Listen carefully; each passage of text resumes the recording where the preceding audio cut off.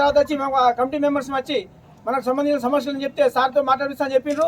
కాబట్టి అందరం మౌనంగా ఈ వివరణ ఇచ్చి వెళ్ళిపోవాల్సిందిగా విజ్ఞప్తి చేస్తున్నాం. వృధా కాదయ్యో మా శంకరన్న, వందనాలు వందనాలు శంకరన్నకు వందనాలు.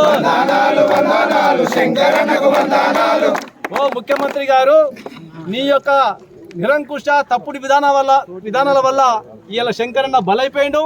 ఇంకా 2 కార్మికులు సీరియస్ గా ఉన్నారు. మరి మీరు ఎన్నికల ముందు చెప్పింది ఏంటి?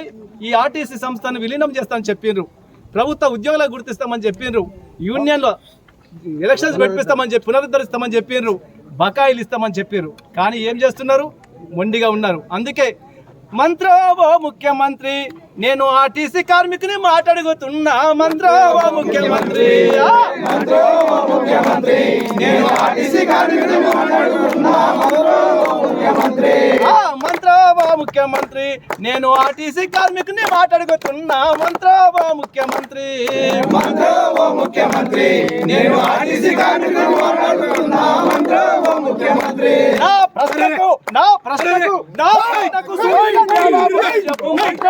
ముఖ్యమంత్రి, నేను ఆర్టీసీ కార్మికుని మాట్లాడుతున్నా. మంత్రో ఓ ముఖ్యమంత్రి, ఎన్నికల్లో నీవు చెప్పింది ఏమిటి? ఎక్కి కూసున్నాక చేస్తున్నదేమిటి? ఎన్నికల్లో నీవు చెప్పింది ఏమిటి? ఎక్కి కూసున్నాక చేస్తున్నదేమిటి?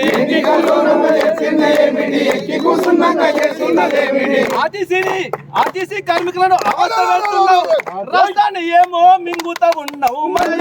ముఖ్యమంత్రి, నేను మాట్లాడుతున్నా. మంత్రో ఓ ముఖ్యమంత్రి.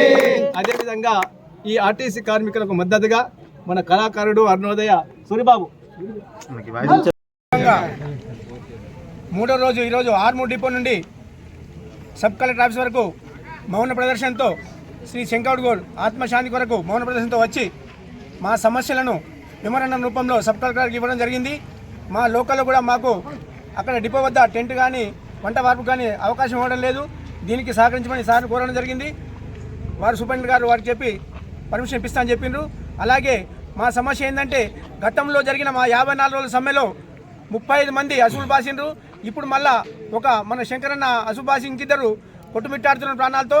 కాబట్టి ఇటువంటి సమస్యలు పునరావృతం కాకుండా దయచేసి కార్మికులకు ఈ సందర్భంగా విజ్ఞప్తి చేస్తున్నా, ఎవరు కూడా ఇటువంటి త్యాగాలు చేయొద్దు.